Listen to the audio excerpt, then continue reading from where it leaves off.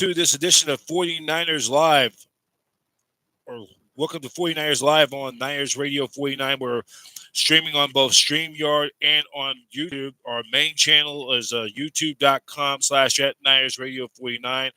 And we have the hotline number open today. We'll go on for about a little more like a half hour or so, 45 minutes. If you want to talk 49ers football, talk about the upcoming playoff preview, our hotline number is 415-529-7979. That's 415-529-7979. Just for all of you watching on Facebook,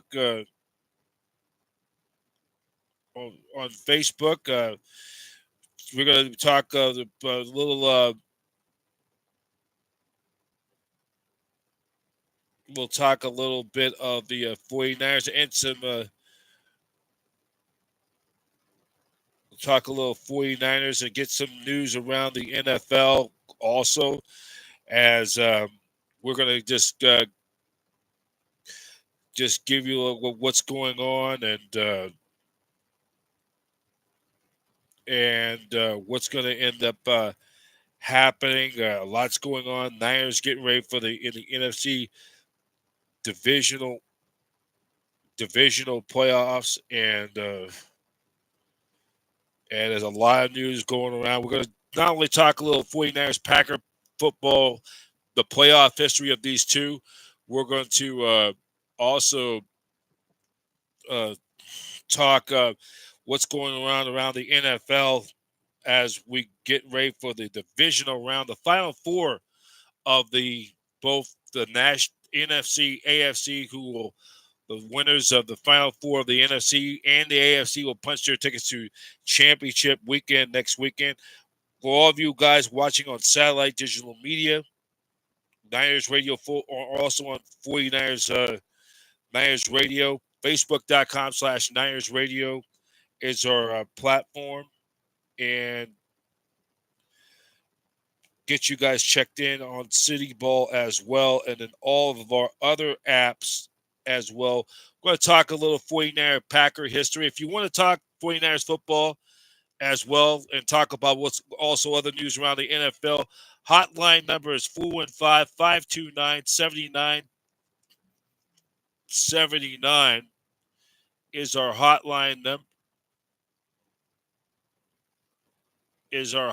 number. I got the wrong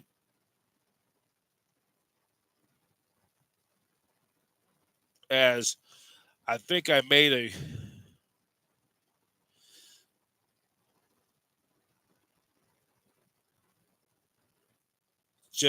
made a mistake on the that if you want to come on our hotline, it's 529-7979 is our hotline number if you want to come on, talk 49er football. Got that straightened up, fixed up. So lots going on here on this afternoon. We're at as we're on the air right now, we're going to get everybody checked in. And we are going to do a little history between the Niners and Packers. This rivalry is going to be the 10th time.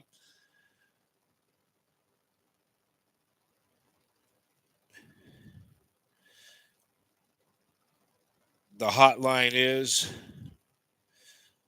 it's going to be 415-529-7979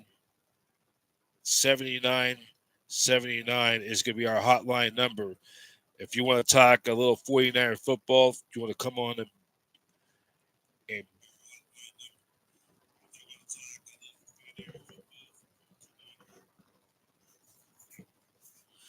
have some technical problems with my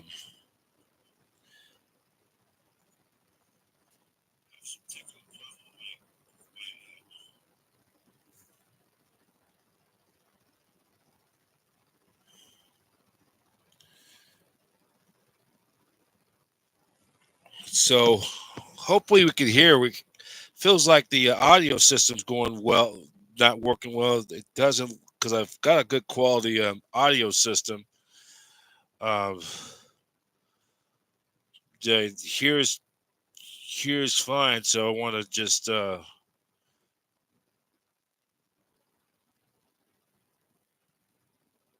want to do some do some more of the history of this Niner Green Bay Packer rivalry. If we're going to try to pull something up for today.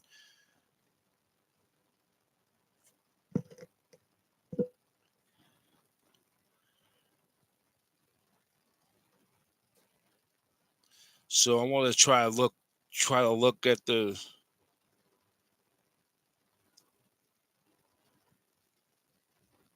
Okay, let me try to see if I could try to.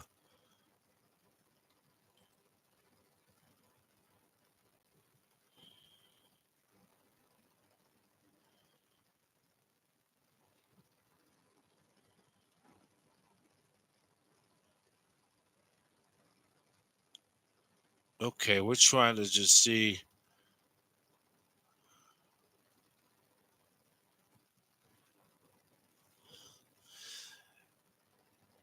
So we're gonna just we're also streaming on satellite digital media. We also, by the way, we're getting some bad news from the Golden State Warriors. This is non 49 related. Uh, we're getting some breaking news for just coming through Yahoo Sports. We will. It has and we usually are on Niners Radio 49, but we are streaming this on satellite digital media. The I'm gonna try to pull this up in just a moment. We will continue on Niners Radio 49. It got something. It's a developing breaking news story from the Golden State Warriors. We're not. We One of their something must have happened to one of the assistant coaches, and we're gonna pull it up. And it's not good. It's a kind of a late, as we were on the air, a late developing breaking news story, which is not good.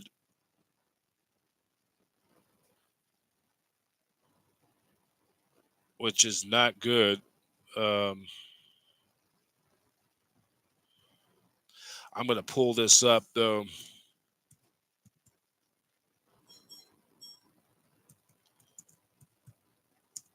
So we're just gonna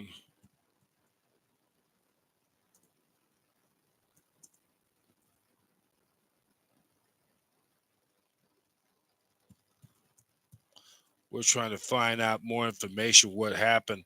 Yeah. So it's Dejan Makovic, the assistant coach, the Siberia coach who worked in the third season behind the scenes with the Golden State Warriors. We've just getting some very sad, devastating news that their assistant coach, Dejan Makovic, has passed away, and he had been with the team for in his third season with the Warriors, helped them win the NBA title nearly 2 years ago. He has passed away. He was at 46. The longtime coach and former player died at a Salt Lake area hospital Wednesday morning after suffering a heart attack on Tuesday night while the Warriors were at a private dinner ahead of their game between the Utah Jazz. And the Warriors said in a statement posted on X, formerly known as Twitter, "We're absolutely devastated by Dejan's passing." Warriors head coach Steve Kerr. "This is shocking and tragic blow for everybody associated with the Warriors. Incredibly, a very difficult time for him and his family. All who has incredible pleasure to work with him." And Kerr continued, "In addition of being a terrific coach, Dejan was one of the most positive human beings I've ever known, and someone brought joy in every single day life." And for his wife, Natessa, their children, Nicola and Mesa, this loss is unfathomable. So this is just a terrible, tragic news for the Golden State Warriors. Or even though we're with the Niners Radio 49, we when something like this happens, it's a terrible tragedy for the Golden State Warriors to lose the assistant head coach. And the Warriors and Utah Jazz were supposed to play tonight has been postponed. They were on the midst of a road trip, and and uh, and on behalf of the 49ers organization and the Niners Radio 49, our thoughts and prayers go out to the Warriors and their family. A very difficult time. A very difficult time, and so that game was supposed to have been slated for, I believe, tonight, has been suspended. No time or no makeup date will be at this time. And in the sports world, when something like this happens, basketball, football, baseball, whatever, it becomes secondary. And our thoughts of Niners Radio 49 would like to send our hearts and condolences to the Golden State Warriors as they suffering through this very emotional, difficult time. Dijon Maklovic, who had passed away, he was 46. So let's get continuing on Niners Radio 49. Well, Satellite Digital Media News update of our affiliates. We'll give you more on this late developing breaking news story in case you just on the later update. So let's get back into the main focus. I know it's a tough time for a Warriors fan going through this tough time. Uh, we're going to continue on. Like they say, life must goes on.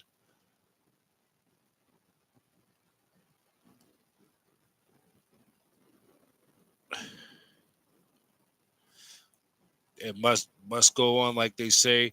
So the biggest stories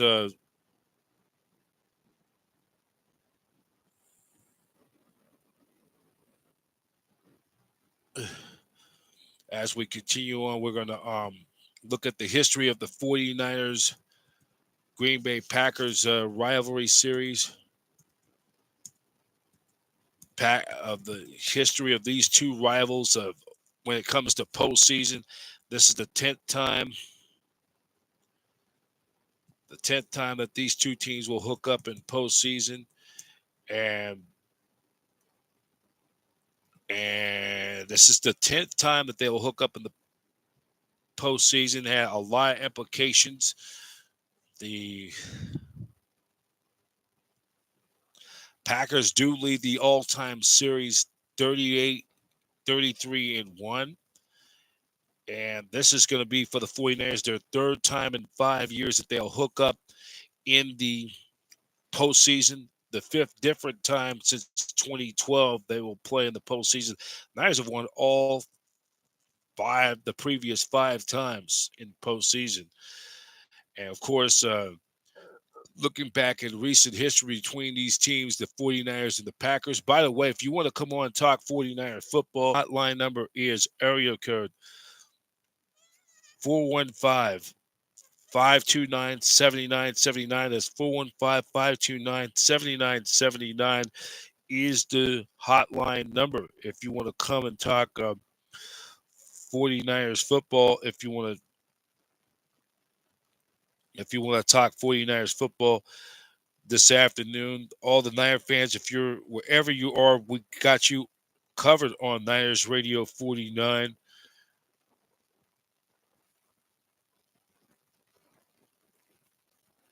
And want to come talk a little bit of football, you're definitely welcome to come on by. So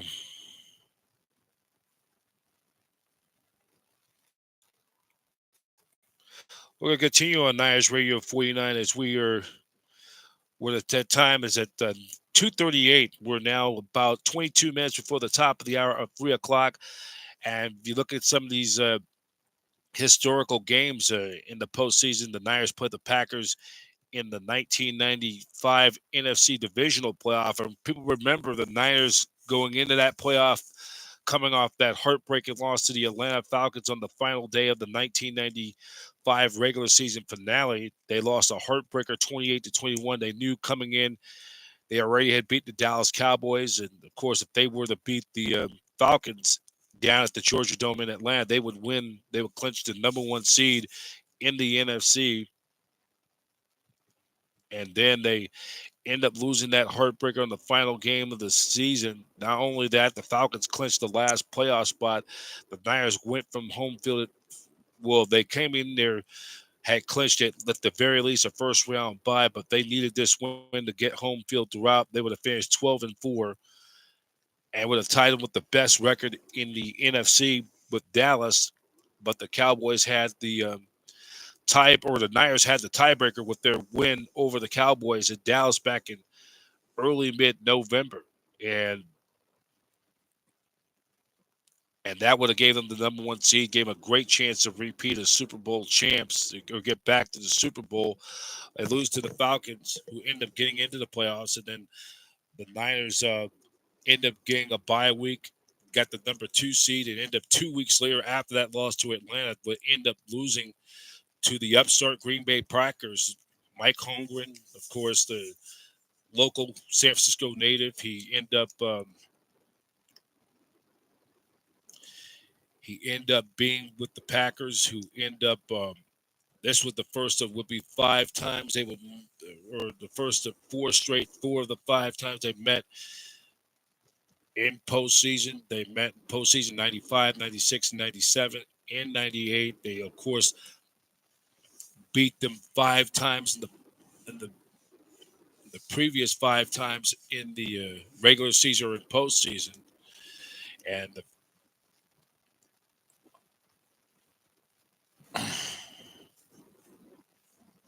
and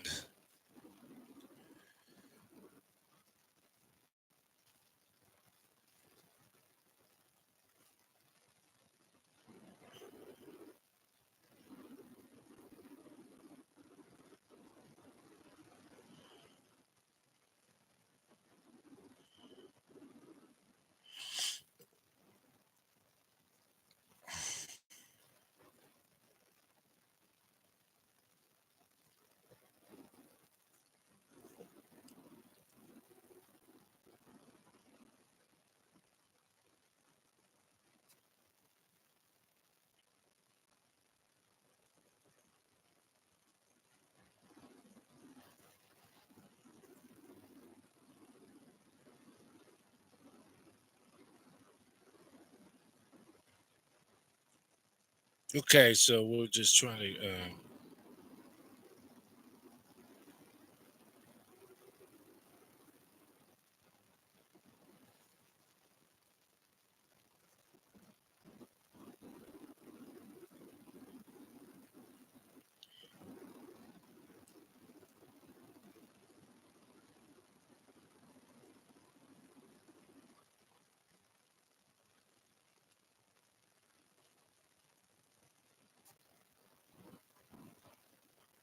Okay, so let's keep on going on Niners Radio 49. We're just having some technical. Just we're just checking in on Niners Radio 49. If you want to come on, talk a little 49ers football, as we're now at 2:43. We're now at 17 minutes before the top of the hour at 3 o'clock local time. As we will just get you ready for that.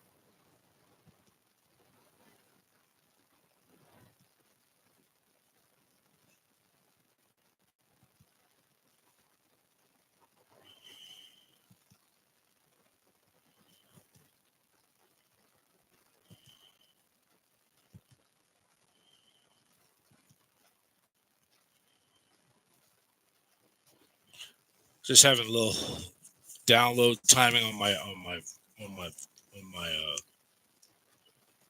my trying to get these things downloaded.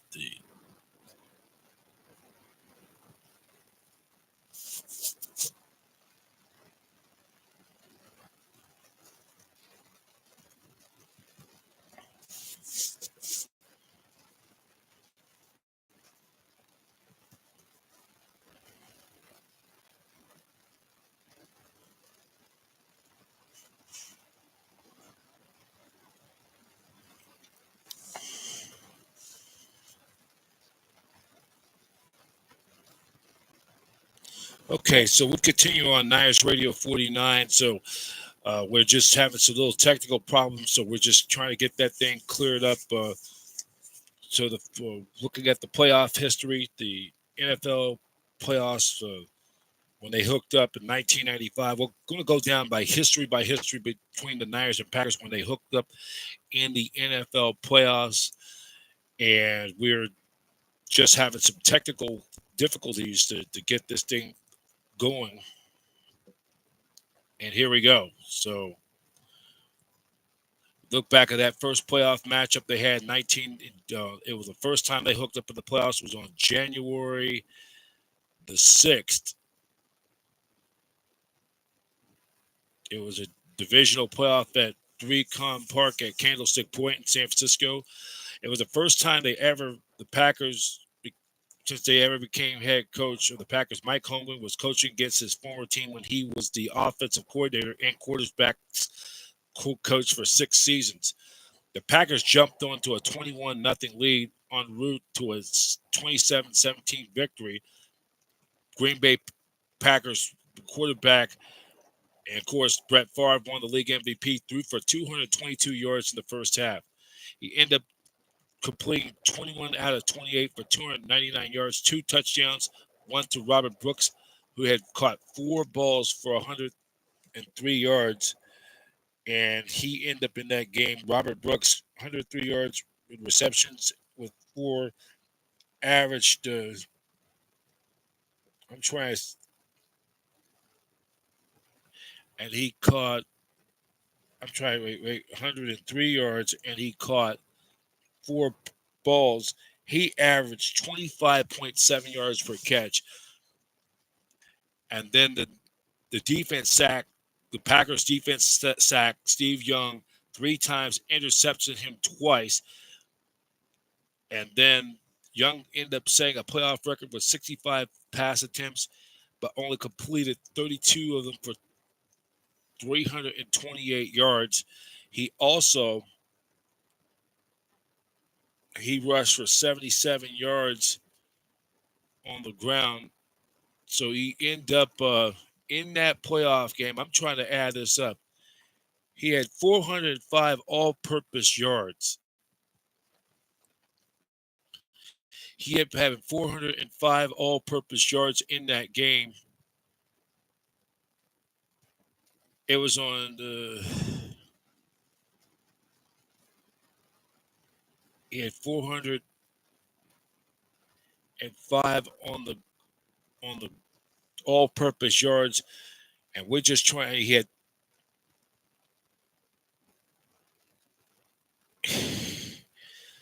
I'm trying to get this information to download. This is taking a little time, so he. This was the really true thing for the Green Bay Packers back in the 90s. Of course, that was a team going into the 90s, going in that new direction. Mike Holmgren, he was in his 4th season with Green Bay since he left the 49ers. Of course, he developed the likes like Joe Montana, Steve Young, and then, of course, later with Brett Favre. And then he ended up, with being a quarterback coach, being under Bill Walsh's staff.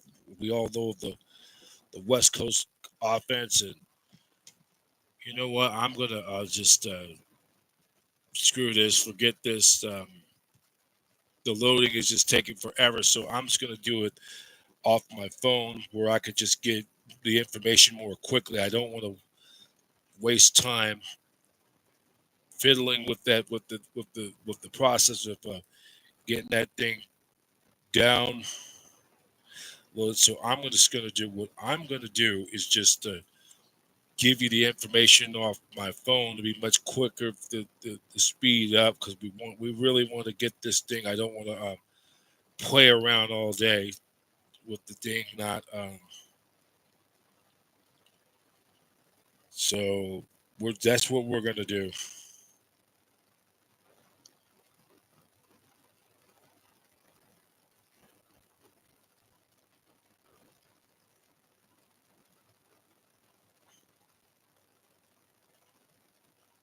So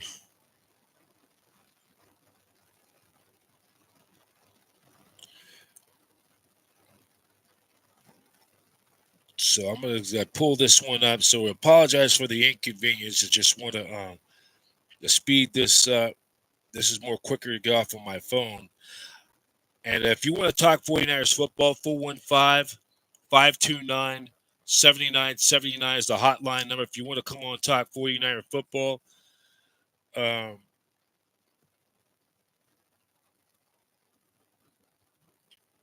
and trying to find, here we go.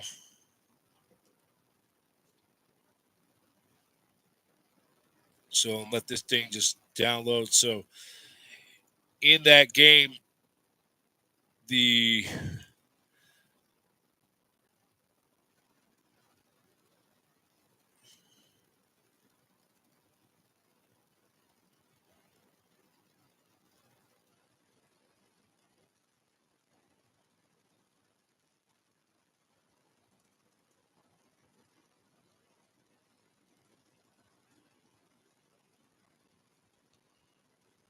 here we go. So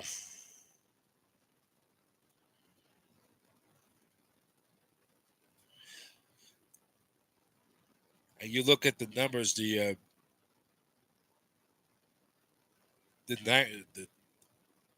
Niners ended up getting nearly 400 yards of offense. Green Bay had 368, but really it was the Packers end up having the Packers had 28 yards rushing, 28 or net yards rushing 74 to the Niners 87 statistically, but it was really the I'm looking at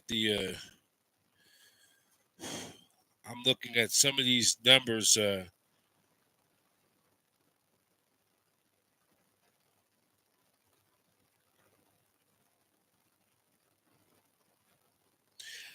The Niners, the Packers in that game.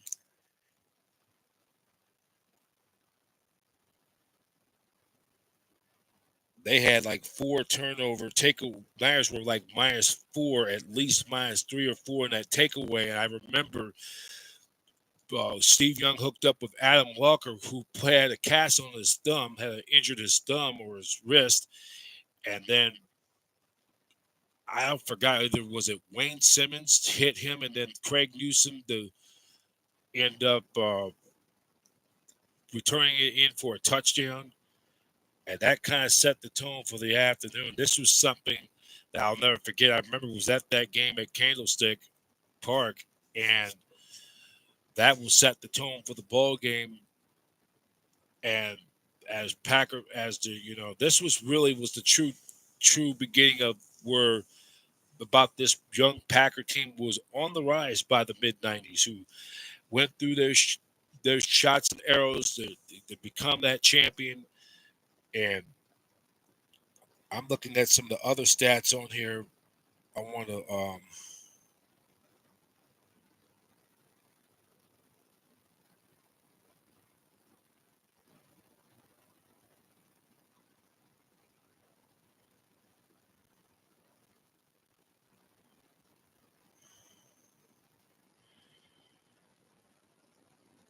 it was Craig Newsom's 31-yard fumble return for a touchdown. It made it 7-0.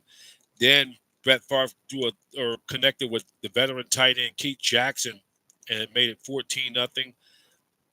And then at one point from throughout the middle part through the second quarter of the night, the Packers scored 21 unanswered points. The Niners got a field goal from Jeff Wilkins, 21-3. Steve Young had a 1-yard run. It was 21-10. Then Chris Jackie boomed a 27-yard field goal, 24-10, and then he had another field goal, made it 27-10. Derek LaVille, he's the he was the former Reardon High School, had a 2-yard touchdown run. And I'm looking at these, trying to find the numbers what was the final line on the game for both of these teams? It was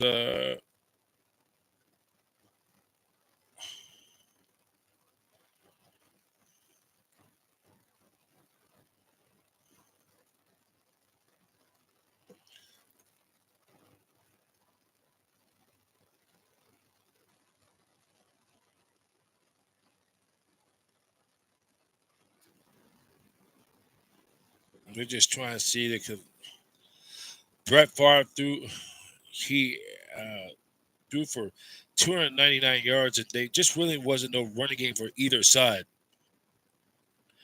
And then for looking at the numbers for Steve Young, he had 405 yards. He had 405 yards, all-purpose yards, total yards. And I'm just trying to,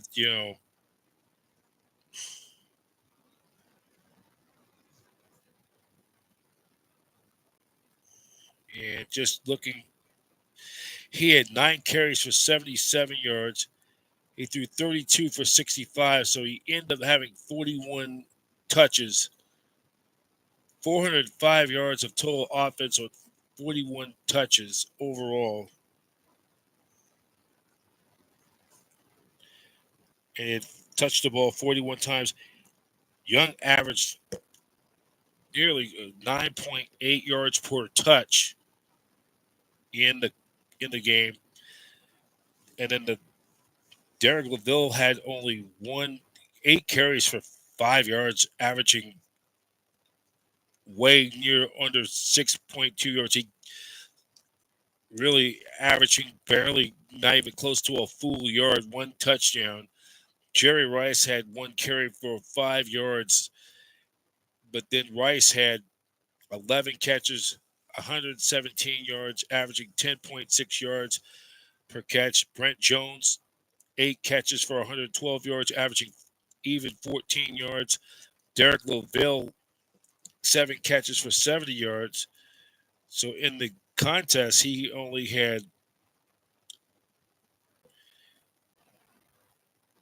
ended up getting 75 all-purpose yards. He had 75 all-purpose yards on 15 touches. He averaged 5 yards per touch. J.J. Stokes, the rookie, had 3 catches for 24 yards, and that was pretty much it. And then the Packers win that game 27-17. A week later, they would advance to the NFC Championship. They would lose to the Dallas Cowboys, who would go on to win their third Super Bowl in 4 years. And I think it looked back in perspective of that playoff game, and then looking back at that,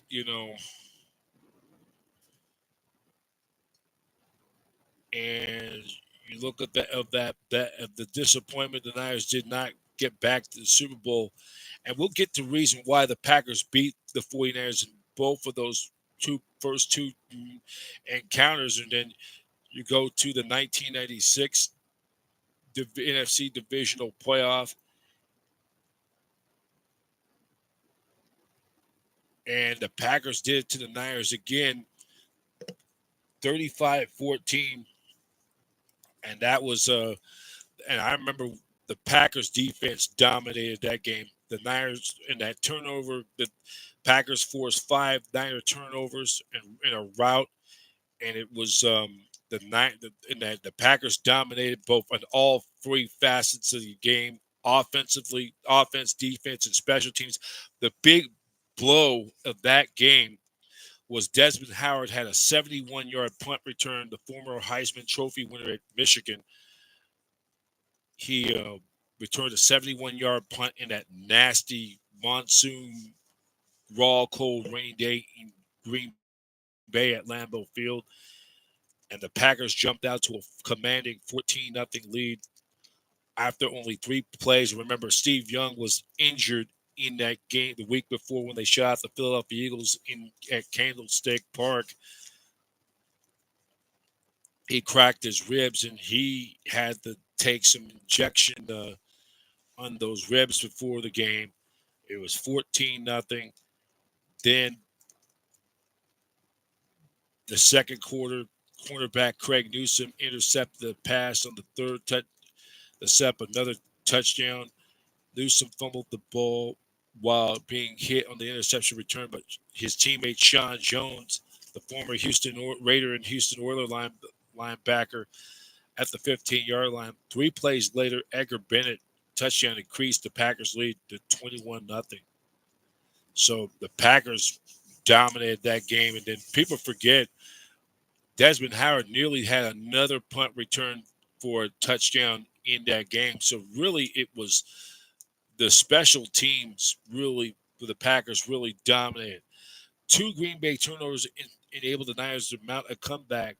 First, the punt was botched in by Green Packer safety Chris Hayes and was covered by San Francisco Curtis Buckley at the 26-yard line.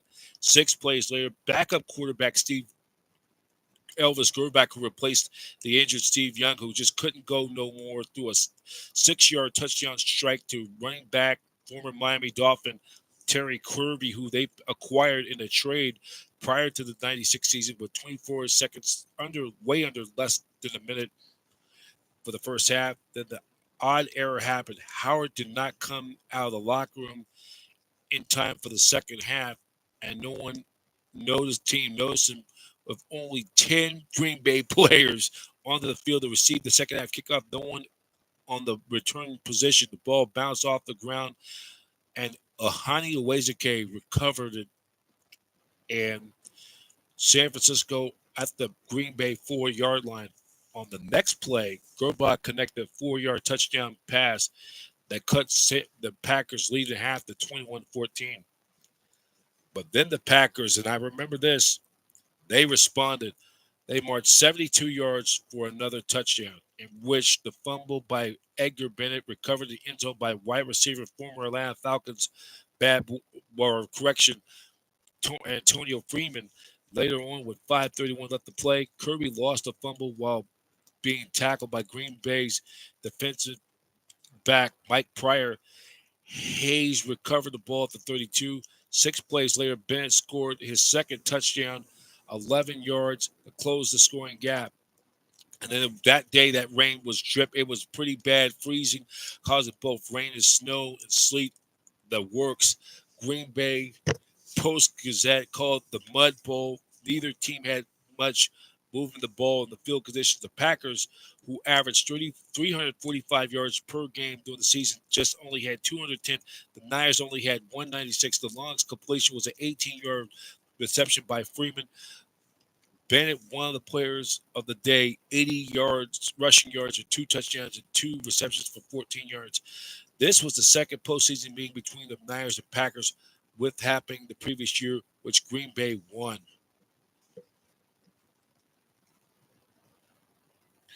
And then we're going to look back at that game from that playoff, looking at some of the stats of that game.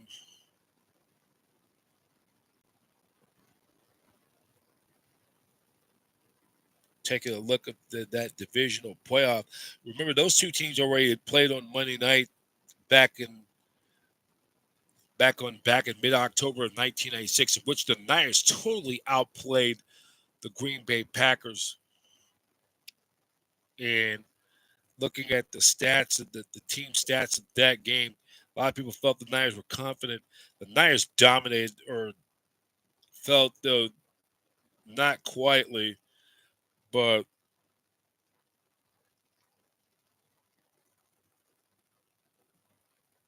you could see this was the team that the Packers was on that rise and took that next step towards that Super Bowl, winning the Super Bowl, because a week later they would beat the Panthers, and then after that beat the Patriots to win the franchise's third Super Bowl in franchise history.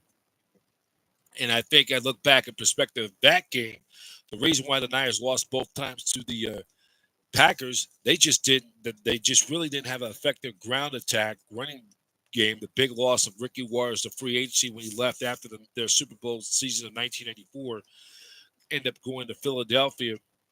And then when you go through a running back by committee like Derek LaVille and Ricky Irvins, who they signed with Watt from the Redskins, didn't work out. They end up picking up free agent Garrison Hurst that following year. And then after the 96 season, George Seifert stepped down as Niners head coach. And then, of course, his successor was former Green Bay Packers quarterback coach Steve Mariucci, who left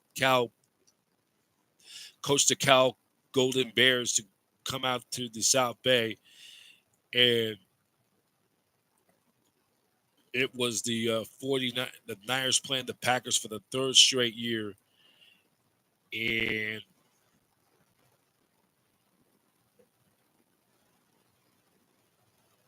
looking at that game,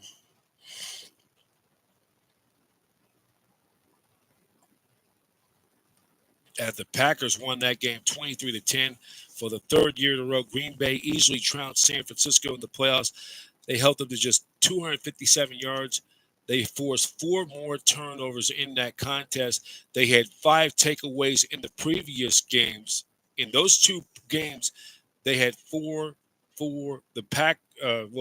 turnovers, 5 sacks. The Niners gained only just 33 yards rushing.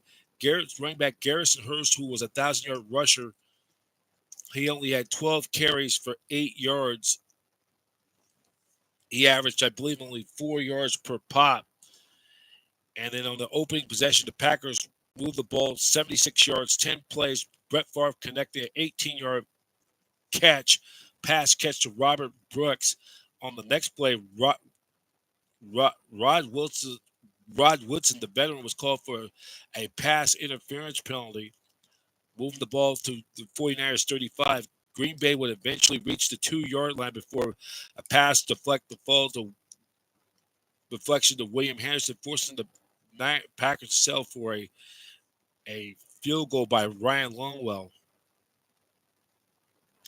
In the second quarter, San Francisco drove 60 yards from their own 12 to the Packers 28. And on 3rd and 8 on the next play, Young's pass was intercepted by safety Eugene Robinson. He ran it 58 yards deep to San Francisco's territory to the 28, which that was probably the game breaker. Favre hooked up with Antonio Freeman, slicing across for a 27-yard catch and run that gave the Green Bay a 10-0 lead. Later in the contest, the Packers managed to drive deep in San Francisco's territory, but Favre committed a 10-yard intentional grounding penalty on 3rd and 14. Longwell would miss a 47-yard field goal on that sloppy, muddy field track at the stick. On San Francisco's ensuing drive, 52 yards in 9 plays, includes Steve Young's 48-yard completion to Terrell Owens on 3rd down and 26. And then at the Packers' 10-yard line, Young nearly completed a touchdown pass to J.J. Stokes, but Stokes landed 1 foot out of bounds in the end zone, and they had to settle by the veteran Gary Anderson field goal, cut the lead to 10-3 with less than a minute played in the half, only 51 seconds. Green Bay got the ball back. Favre threw a scoring strike to a 40-yard completion to Freeman, and Longwell hit a 43-yard field goal as time expired. The Packers went to the locker room at the intermission 13-3. On the first play of the second half, Brett Favre threw a pass to Henderson, who held it briefly before dropping it. The Niners defense believed that his drop was a fumble and return for a touchdown, and that may have been the officials ruled it was an incomplete pass. Something seemed contradict. Both offenses nearly shut out for the rest of the game. Neither were able to sustain a drive. Late in the fourth quarter, Young threw an incomplete pass intended for Brent Jones on 3rd and 18 at the 7-yard line. Jones argued vehemently that the play he was held by Leroy Butler. No flag was thrown. However, Tommy Thompson's ensuing punt was just 28 yards to the Niners 35. The Packers then drove 28 yards for a 16-3 lead on Longwell's 25-yard field goal. 5:02 left in the game. Now in a desperate situation, San Francisco tried to convert on a 4th down on the 22, but linebacker Keith McKenzie sacked Young for an 11-yard loss, setting up a Dorsey Levin's 5-yard touchdown run that made it 23-3. Chuck Levy returned a 95-yard kickoff return. That was the only touchdown for the game. But you got to give the Packers a lot of credit. They helped the Niners. That defense helped the Packers to Niners offense to no did not allow a touchdown to San Francisco. The only touchdown for the Niners was Chuck Levy's 95-yard kickoff return with 2:52 remaining in the contest, and then Favre finished the game 222 yards, a touchdown. Levens recorded a playoff record 116 rushing yards and a touchdown. Caught 6 balls for 37 yards, and Levens he had 116 yards rushing, and then he caught another for 37 yards. Freeman caught 4 balls for 107 yards. Terrell Owens stole the offensive star for us, caught 6 passes for 100 yards. Levy returned 3 kicks for 127 yards and a touchdown. So Levy was really one of the few bright spots for the Niners, and he averaged 42.3 yards per kick. And it was the third year in a row that the Packers eliminated the Niners in the postseason. So I think we look back at those 2 questionable calls, the J.J. Stokes catch with it caught. Did he get 2 feet in? And then the pop loose fumble by Gary Plummer when William Henderson looked like he fumbled it. They ruled it an incomplete. Those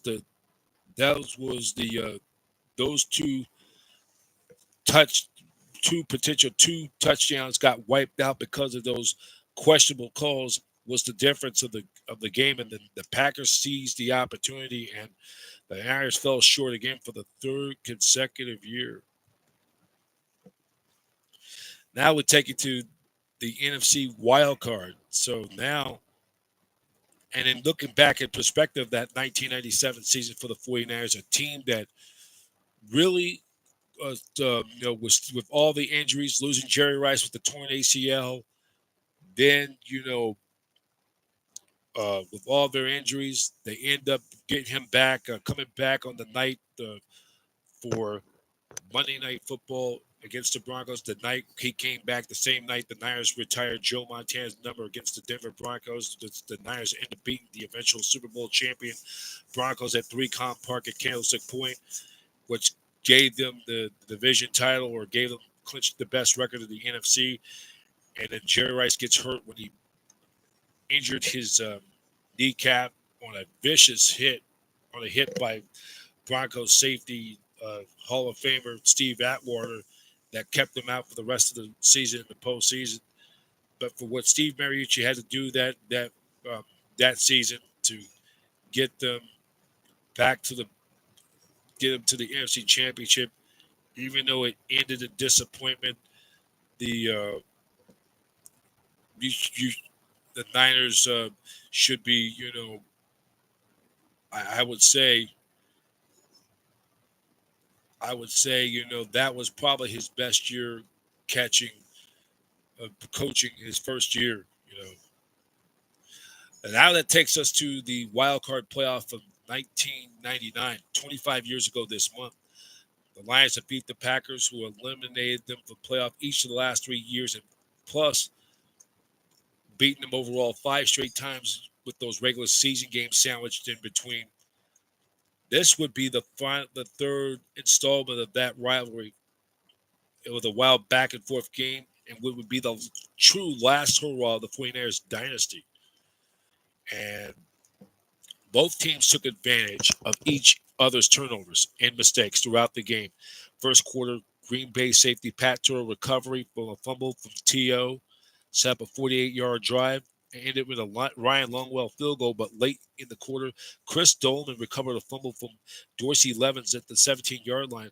2 plays later, Steve Young connected 1-yard touchdown to tight end Greg Clark that gave San Francisco a 7-3 lead. The Packers offense responded 62 yards to 9 plays. Levens made it recovered for his own miscue with a 22-yard run at San Francisco's 2-yard line. And on 4th and 1 on the next play, Brett Favre connected and finished the drive with a 2-yard touchdown pass to Antonio Freeman 4 seconds into the second quarter.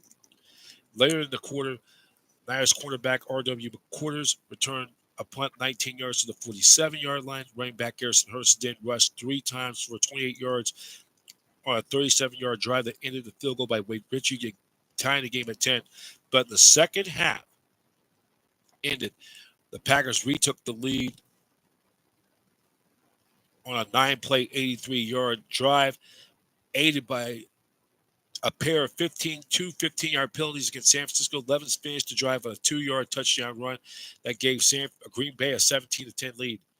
Early in the third quarter, 49ers linebacker Lee Woodall intercepted a pass from Brett Favre, returned it 17 yards to the Packers' 33. 4 plays later, Terrell Owens dropped the pass in the end zone, but Young threw his second touchdown to Clark, tying the game at 17-all.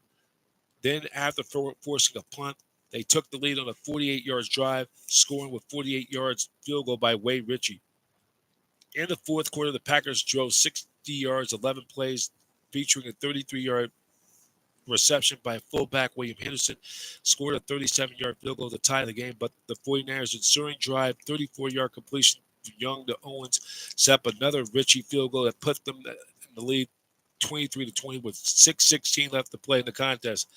49ers cornerback Darnell Walker intercepted a pass from Favre, returned it to the Packers' 40-yard line, gave them a chance to put it away out, or bust the game out wide open, put the game away, but after 2 runs by Hurst failed to make a significant gain, Owens dropped another potential first down catch, his 4th drop of the day.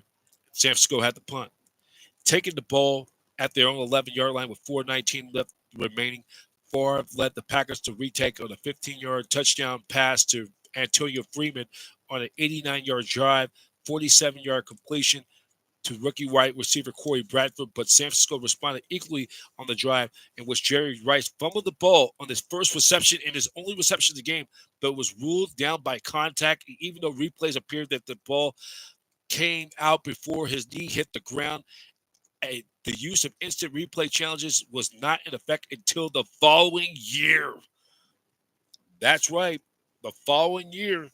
So the instant, remember, they disbanded the instant replay, which they used from 5 years, from 86 through 91, and they went on a hiatus from 92 to 98 for the next 6 years. So had they had that instant replay system into play in that wild card game, the Packers, with the Packers lead late in the fourth quarter, was on the verge of eliminating the Niners from the playoffs for the 4th straight year and beating them for an unprecedented 6th straight time overall. If that instant replay was in there in that game, the Packers would be heading to Atlanta for the divisional playoff. But the Niners had a chance right there. They still believe they had a chance, or caught a kind of a reprieve, and it was late in the fourth quarter. And it was a fourth quarter as the Niners were driving. It was the call. We were going to let you. The great call by when the Niners were going down, trying to score for the game-winning touchdown, and we're going to let late in the fourth quarter, as in the fourth quarter, the Niners driving for a potential game-winning touchdown. The Niners still with a chance, and we're going to let in the fourth quarter, Niners were trailing, and it was after that Steve Young, who completed 7 of 9 passes on a 76-yard drive as the Niners were trailing late in the fourth quarter. They trailed 27-23. The Packers were up with just only 8 seconds left. That's right, 8 seconds left. It was 3rd and 3. The Niners were out of timeouts. It was all for broke. It was for the 49ers. Everything was on the line, trying to break the jinx. It was now or never. Let's hear the great call by the legendary former 49ers play-by-play legend, Joe Starkey, with the call.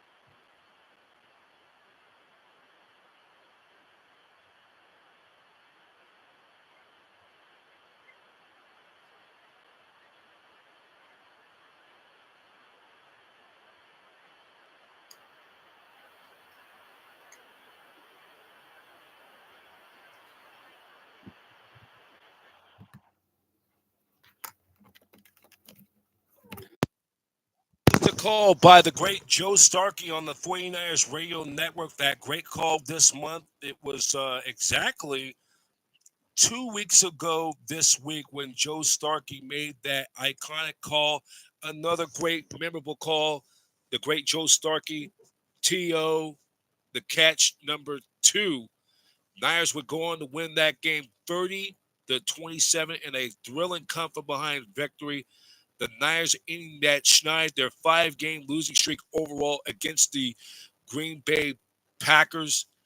And it was one of the games that I remember. I was in the parking lot watching on one of those television trucks out in the parking lot, uh, and to see a iconic play on the when To made the catch. I was in the parking lot. We were going crazy in the parking lot, and it was just an unbelievable wild finish out in San Francisco. Niners going on to win that game 30-27. And what a great way to another iconic game that was looking at the final numbers of that game. Garrison Hurst, 128 yards rushing. He had 15 more. He ended up totaling up 100 and he ended up having 143 total yards. Dorsey Levens rushed for 116 yards. He caught 6 balls for 37 yards in the losing effort. He and then Brett Favre threw 200 for 292 yards and 2 touchdowns. Steve Young passed for a buck 82, 3 scores. Both Young and Favre were intercepted twice. Packers receiver Royal Preston set a postseason record for a franchise record 198 yards in kickoff yards returns. This was the fourth postseason meeting, fourth straight year. The 49ers and Packers in their fourth year. They've won. Green Bay won 3 of the 4 postseason games showing up. And then after that game, a week later, the Niners would lose to the Atlanta Falcons, the eventual NFC champion Atlanta Falcons, who would go on to advance to the Super Bowl for the first time in their ever in their franchise history. They would lose 20-18. Everybody remembers that game. Uh, Garrison Hurst breaks his foot on the very first play of the game. Breaks his fibula, a broken foot, which pretty much the injury was so severe. Garrison Hurst with another 1,000-yard season breaks his ankle and was devastating because Garrison Hurst would miss all of the 1999 season, all of 1999, and all of 2000. And then the 49ers in the game itself rushed 19 times, only just 47 yards rushing. And the Garrison Hurst 7-yard run was the longest of the day. So the Niners fought to the bitter end. They fell just short. They fell just short after that game. But as for that Niner Packer game, that was kind of the last for both franchises, as the teams would go on after the conclusion of this game, would go total opposite ends of the spectrum. That would be for a lot of guys leaving. It was the end of an era for Mike Holmgren in the 7 seasons. Would he would step down as Packers head coach to take the coaching gig with the Seattle Seahawks. His associate and assistant head coach, Andy Reid, left to take the coaching job in Philadelphia, where he helped build the Eagles to a legitimate powerhouse in the NFC East, a legitimate powerhouse in the NFC through the early mid 2000s, which they would go to the NFC Championship uh, 5 times in the decade of the 2000s, and no doubt were the class of the NFC East for so many years, and including the 4 straight years they went to the NFC Championship, culminating their trip to the Super Bowl with the Donovan McNabb, Brian Dawkins, uh, Brian Westbrook, Terrell Owens, who joined the team in 2004. They would go on to the Super Bowl in 2004. They end up losing to the Patriots, and they continue to have great success in Philadelphia. It was also the end of the road for future Hall of Famer, the late Reggie White, played his final game with the Green Bay Packers. A lot happened for both teams after that season. After that 1999 season, after the catch number, after that game, that was the last hurrah for both franchises, and they were going to be going total opposite ends of the spectrum. And looking back in perspective of that game 25 years ago, we and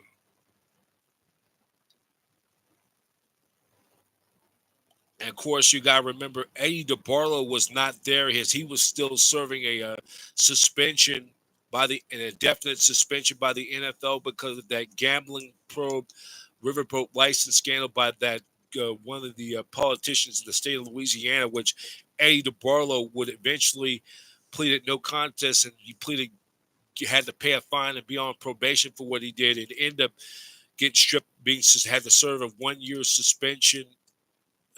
Indefinite suspension came in play in '98, and then suspended for all of 1999. He would relinquish his role as team owner. After the 1999 season or concluded, he was going to handle the reins to his sister Denise DeBarlo York, and they had an ugly, nasty fallout in which it took a very long time to make amends and heal. And that's something we'll talk about in another story. And it was the last, and then this was the of this following Jerry Rice's missed fumble. Outcry rippled the NFL. The Packers organization for the league instituted a new instant replay system.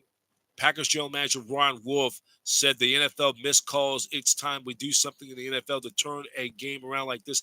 I'm not alone. This is not the regular season and next week you can strap it up and play again. We have to go home with it now. Even though the NFL previously used the reviewable system for 5 years from 1986 to 1991. During the 1999 offseason, the league implemented a new challenge system, which is still used today. Coaches are allowed 2 challenges per game. The final 2 minutes of each contest notify officials of a missed call. A lost challenge costs teams 1 timeout, while a correct costs none. A 2-minute warning of both halves in overtime. All reviews will be initiated by replay assistants in the press box, replay booth as many times as necessary.